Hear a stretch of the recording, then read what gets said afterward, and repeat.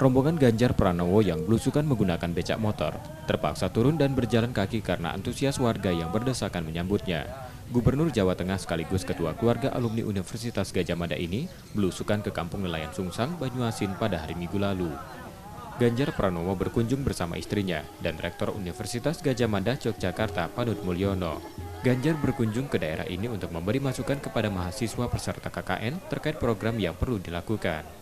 Pak Rektor UGM, Bu Rektor UIN, dan saya dari Kagama hadir untuk melihat adik-adik kita yang sedang bekerja membangun dan menyelesaikan persoalan. Tadi ada problem sampah, ada problem pernikahan dini, ya, ada problem pendidikan, ada problem lingkungan, termasuk airnya yang mungkin tidak semua bisa dikonsumsi.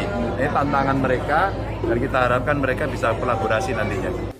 Usai belusukan di Kampung Nelayan, Ganjar Pranowo juga bertemu dengan sejumlah tokoh masyarakat dan anggota keluarga alumni Universitas Gadjah Mada Yogyakarta di Sumatera Selatan.